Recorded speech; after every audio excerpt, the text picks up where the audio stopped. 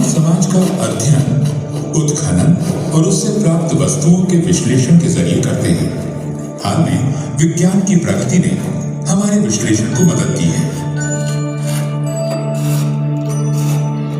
Carbon dating और अन्य तकनीक से हम किसी वस्तु की आयु जान सकते हैं।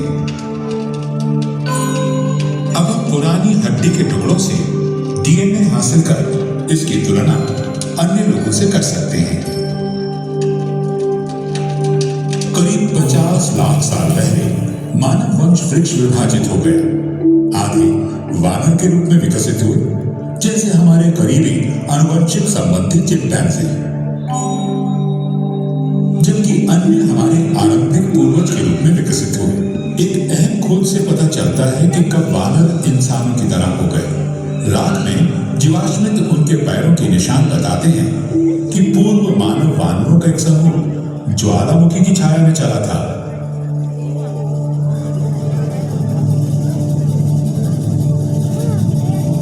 वो भी 2 पैरों पर। हम इन्हें ऑस्ट्रेलोपिथेकस या दक्षिणी बंदर कहते हैं। हम नहीं जानते कि ये 2 पैरों पे कैसे चलने लगे। कुछ वैज्ञानिकों का मानना है कि उन्होंने सीधा मुड़ना तब सीखा जब जलवायु बदलने लगी और खुले मैदानों ने जंगलों की जगह ली। कारण चाहे जो, 4 पैरों की तुलना में 2 पैरों पर खड़े होने के कई फायदे थे। इससे वे दूर तक देख सकते थे और हाथों का इस्तेमाल खाने और बच्चों को पकड़ने के लिए कर सकते थे। इस परिवर्तन में लाखों साल लग गए और कई प्रजातियां अधिक स्थिर होकर चलने लगी। इस प्रक्रिया में उंगली से पकड़ने की क्षमता खत्म हो गई।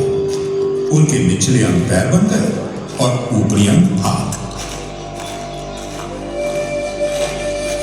उनके दिमागों के आकार और जटिलता बढ़ने लगे। वे बंदरों की क्षमता से परे जाकर सोचने लगे। शायद किसी आदि मानव ने यूं ही पत्थर से फली को मारा होगा और वो टूट गया। और जितनी बार उन्होंने ऐसा किया, उनकी याददाश्त बढ़ती गई।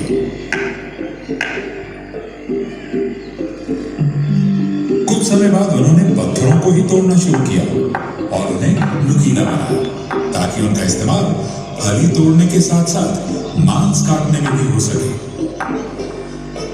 हम इन्हें होमो या मानव कहते हैं। उन्हें नए औजारों से अन्य जानवरों द्वारा छोड़े गए मांस को काटने में मदद मिली।